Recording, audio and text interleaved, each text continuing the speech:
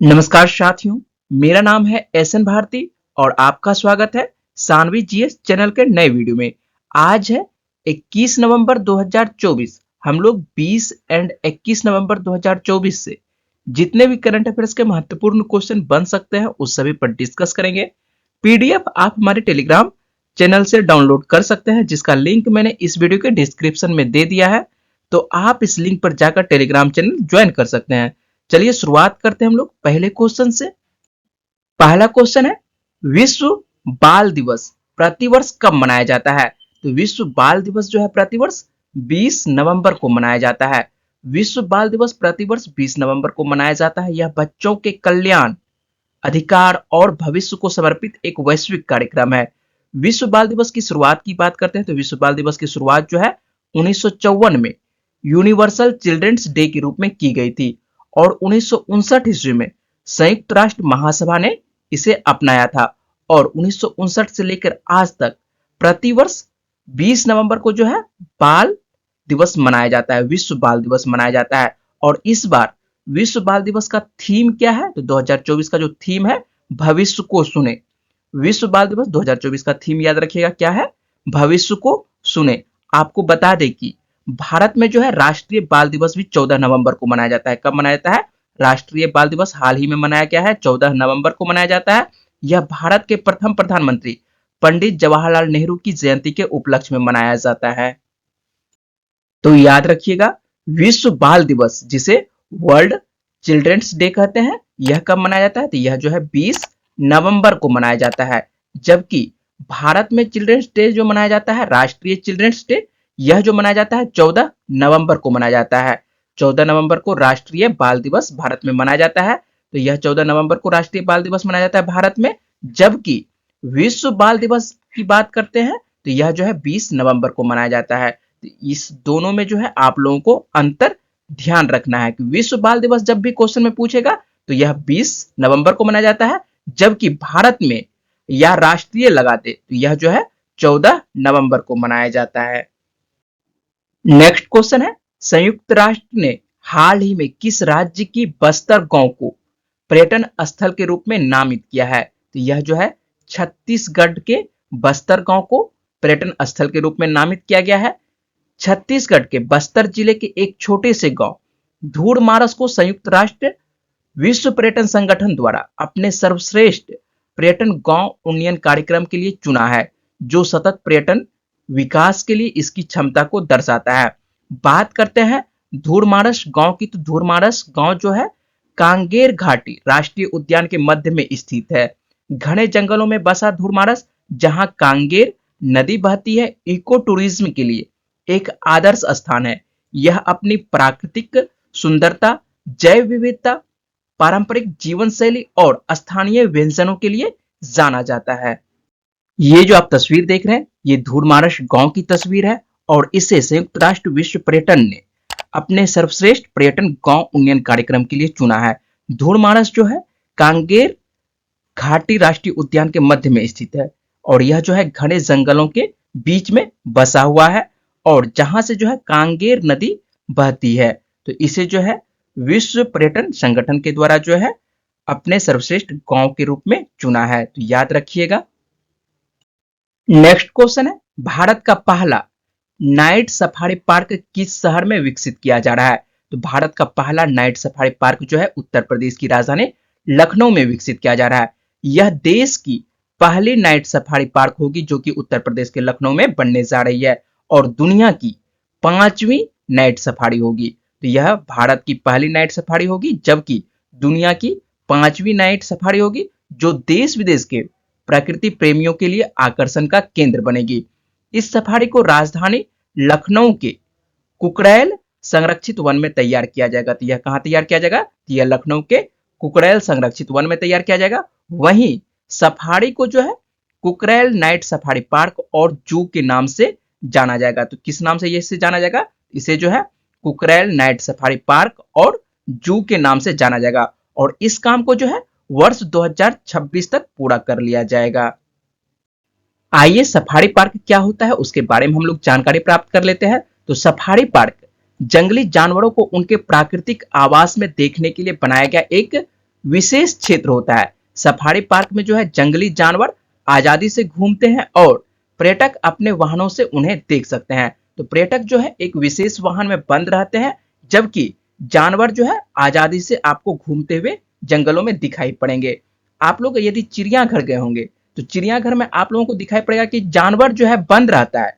चिड़ियाघर में क्या रहता है, चिड़ियाघर में जानवर आपको एक विशेष क्षेत्र में बंद दिखाई पड़ेगा और आदमी जो है वहां पर आपको आजादी से घूमते हुए दिखाई पड़ेगा। जबकि सफारी पार्क में जस्ट उल्टा होता है। तो सफारी पार्क में क्या होता है, यहां पर आपको जंगलों में जानवर ही घूमते हुए दिखाई पड़ेंगे, जबकि आदमी लोग जो है एक विशेष वाहन में बंद रहते हैं। नेक्स्ट क्वेश्चन है, संयुक्त सैन्य अभ्यास पूर्वी प्रहार का आयोजन किस राज्य में किया गया है? तो पूर्वी प्रहार का आयोजन जो है अरुणाचल प्रदेश में किया गया है। अरुणाचल प्रदेश में तीनों सेनाओं का 9 दिनों का ज्वाइंट एक्सरसाइज पूर्वी प्रहार का समापन हो गया है, जिसमें थल सेना, नौसेना, वायुसेना और भारत तिब्बत सीमा पुलिस की ओर से उन्नत हथियारों, अत्याधुनिक तकनीक और एकीकृत अभियानों के साथ जो है भारत की रक्षा क्षमता का प्रदर्शन किया गया। तो यह जो है पूर्वी अभ्यास कहां पर किया गया, तो यह जो है अरुणाचल प्रदेश में किया गया और नाम आता है अरुणाचल प्रदेश का। तो यहाँ के बारे में देख लेते हैं। तो अरुणाचल प्रदेश की राजधानी क्या है, तो अरुणाचल प्रदेश की राजधानी ईटानगर है और वर्तमान में जो मुख्यमंत्री हैं अरुणाचल प्रदेश के कौन है, पेमा खांडू है। राज्यपाल कौन है वर्तमान में, तो कैवल्य त्रिविक्रम परनाइक है। और लोकसभा की कितनी सीटें आती है अरुणाचल प्रदेश से, 2 सीटें आती है और राज्यसभा की मात्र 1 सीट अरुणाचल प्रदेश से आती है। नेक्स्ट क्वेश्चन है, एक्सरसाइज संयुक्त विमोचन 2024 का आयोजन कहां किया गया है? तो यह जो है अहमदाबाद और पोरबंदर में किया गया है। हाल ही में बहुसंस्था आपदा राहत अभ्यास संयुक्त विमोचन 2024 का आयोजन जो है किया गया है और यह अभ्यास जो है अहमदाबाद और गुजरात में किया गया है। इसका आयोजन जो है भारतीय सेना में दक्षिणी कमान के द्वारा किया गया। किसके द्वारा किया गया, तो इसका जो आयोजन जो है भारतीय सेना में दक्षिणी कमान के द्वारा किया गया और इसका विषय जो है या थीम की बात करें तो गुजरात के तटीय क्षेत्र में चक्रवात था। इसका विषय क्या था, तो गुजरात के तटीय क्षेत्र में चक्रवात था। तो याद रखिएगा, एक्सरसाइज संयुक्त विमोचन 2024 का आयोजन कहां किया गया है, तो यह जो है अहमदाबाद और पोरबंदर में किया गया है। नेक्स्ट क्वेश्चन है, दुबई स्पोर्ट्स काउंसिल का नया ब्रांड एम्बेसडर किसे नियुक्त किया गया है? तो दुबई स्पोर्ट्स काउंसिल का नया ब्रांड एम्बेसडर जो है हरभजन सिंह और सानिया मिर्जा को बनाया गया है। किसे किसे बनाया गया है, तो दुबई स्पोर्ट्स काउंसिल का नया ब्रांड एम्बेसडर जो है क्रिकेटर हरभजन सिंह को बनाया गया है और टेनिस स्टार सानिया मिर्जा को जो है इसका ब्रांड एम्बेसडर बनाया गया है। नेक्स्ट क्वेश्चन है, हाल ही में किसे देश का नया नियंत्रक एवं महालेखा परीक्षक नियुक्त किया गया है? तो यह जो है संजय मूर्ति को नियुक्त किया गया है। संजय मूर्ति को भारत का नया नियंत्रक एवं महालेखा परीक्षक कैग नियुक्त किया गया है। यह हिमाचल प्रदेश कैडर के 1989 बैच के आईएएस अधिकारी हैं जो 21 नवंबर 2024 को अपना पदभार ग्रहण करेंगे। कैग की नियुक्ति जो है आर्टिकल 148 के द्वारा भारत के राष्ट्रपति के द्वारा की जाती है और कैग जो है भारत सरकार के अकाउंट्स की जांच करता है। ये जो आप तस्वीर देख रहे हैं ये संजय मूर्ति की तस्वीर है और यही भारत के नए नियंत्रक एवं महालेखा परीक्षक होंगे। नेक्स्ट क्वेश्चन है, भारत का 56वां टाइगर रिजर्व कौन सा होगा? तो भारत का 56वां टाइगर रिजर्व जो है गुरु घासीदास तमोर पिंगला टाइगर रिजर्व जो होगा। गुरु घासीदास राष्ट्रीय उद्यान और तमोर पिंगला अभ्यारण्य को मिलाकर देश का तीसरा सबसे बड़ा टाइगर रिजर्व बनाने का नोटिफिकेशन जारी कर दिया गया है और यह जो है टाइगर रिजर्व बनाने के साथ ही एशिया का सबसे बड़ा टाइगर कॉरिडोर भी अस्तित्व में आएगा जो 3 राज्यों मध्य प्रदेश, छत्तीसगढ़ और झारखंड से गुजरेगा। किस किस राज्यों से? तो यह जो है मध्य प्रदेश, छत्तीसगढ़ और झारखंड से गुजरेगा। इसकी सीमाएं 4 जिलों एमसीबी, कोरिया, सूरजपुर और बलरामपुर तक फैली होगी। गुरु घासीदास तमोर पिंगला टाइगर रिजर्व जो है किस राज्य के अंतर्गत आता है? तो यह जो है छत्तीसगढ़ के अंतर्गत आता है और छत्तीसगढ़ में इसी के साथ ही जो है 4 टाइगर रिजर्व की संख्या हो गई है। ये जो आप तस्वीर देख रहे हैं ये गुरु घासीदास नेशनल पार्क की तस्वीर है। इसको और तमोर पिंगला को मिलाकर भारत का 56वां टाइगर रिजर्व बनाया जाएगा। तो याद रखिएगा, भारत में अब तक जो है 55 टाइगर रिजर्व था, लेकिन अब देश का नया 56वां टाइगर रिजर्व जो है गुरु घासीदास नेशनल पार्क के साथ साथ जो है तमोर पिंगला को मिलाकर बनाया जाएगा। नेक्स्ट क्वेश्चन है, हाल ही में किस देश ने एक नए संविधान को मंजूरी दी है? तो गैबोन के द्वारा जो है नए संविधान को मंजूरी दी गई है। गैबोन के मतदाताओं ने देश के सैन्य शासकों के द्वारा प्रस्तावित नए संविधान को 91.8% बहुमत से मंजूरी दी है। प्रस्तावित नए संविधान में राष्ट्रपति पद पर 2 कार्यकाल की सीमा तय की गई है। तो राष्ट्रपति पद के लिए जो है कितने कार्यकाल की सीमा तय की गई है? तो 2 कार्यकाल की सीमा तय की गई है। साथ ही कार्यकाल की अवधि जो है 5 साल से बढ़ाकर 7 साल कर दिया गया है। मध्य अफ्रीकी देश के नए संविधान में प्रधानमंत्री का पद जो है समाप्त कर दिया गया है और राष्ट्रपति पद के उम्मीदवार केवल गैबोन का नागरिक जरूरी है। ठीक है, जो गैबोन के नागरिक होंगे वही राष्ट्रपति पद के उम्मीदवार हो सकते हैं और उनके माता पिता में से किसी एक का गैबोन का होना भी आवश्यक है। कम से कम एक गैबोन में जन्मे माता पिता का होना आवश्यक है और यदि वो शादीशुदा रहते हैं तो उनका जो जीवन साथी होगा उसका भी गैबोन का रहना आवश्यक होगा। नाम आता है गैबोन का, तो हम लोग गैबोन के बारे में देख लेते हैं। यदि आप ध्यान से देखिएगा तो यहाँ पर जो आपको रेड कलर में दिखाई पड़ रहा है मैप पर, यह जो है गैबोन है। गैबोन जो है आपको पश्चिम अफ्रीका में स्थित एक देश है। आप ध्यान से देखिएगा तो इस भाग को जो है ईस्ट बोला जाता है और इस भाग को वेस्ट बोला जाता है। ठीक है, तो आपको अफ्रीका के पश्चिम तटों पर यह दिखाई पड़ रहा है, जिसके यदि इसके आसपास में देखते हैं तो कौन कौन सा देश है तो वो भी देख लेते हैं। इसके आपको यहाँ पर जो छोटा सा आपको दिखाई पड़ रहा है यह जो है आपको इक्वेटोरियल गुयाना है और उत्तर में जो आपको दिखाई पड़ रहा है कैमरून है। कैमरून आपको दिखाई पड़ेगा उत्तर में और इक्वेटोरियल गुयाना दिखाई पड़ेगा। जबकि पूरब वाले भागों में आप देखिएगा तो यह जो है आपको पूरब में और दक्षिण में आपको कौन सा देश दिखाई पड़ रहा है?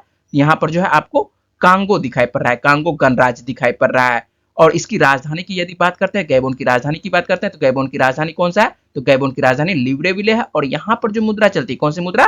फ्रांक मुद्रा चलती है। नेक्स्ट क्वेश्चन है, G20 शिखर सम्मेलन 2024 का आयोजन कहां किया गया है?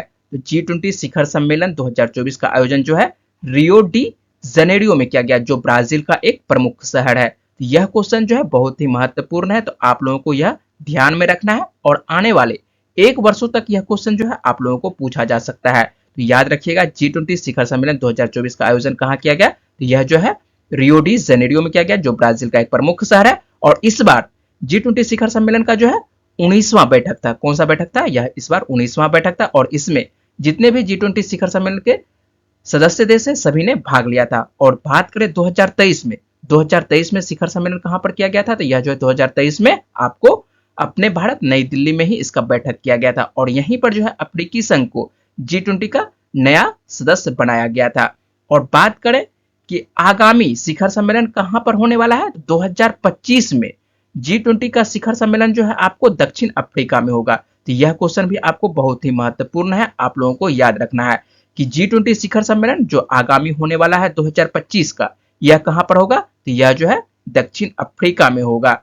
और नाम आता है ब्राजील का, तो हम लोग ब्राजील के बारे में देख लेते हैं। यह शिखर सम्मेलन इस बार ब्राजील में किया गया। तो ब्राजील की राजधानी क्या है? तो ब्राजील की राजधानी ब्रासीलिया है और यहाँ पर जो मुद्रा चलती है कौन सी मुद्रा?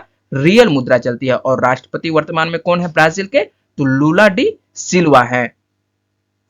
याद रखिएगा, G20 शिखर सम्मेलन 2024 का आयोजन जो है ब्राजील के शहर रियो डी जेनेरियो में किया गया और इसमें भारतीय प्रधानमंत्री नरेंद्र मोदी ने भाग लिया था।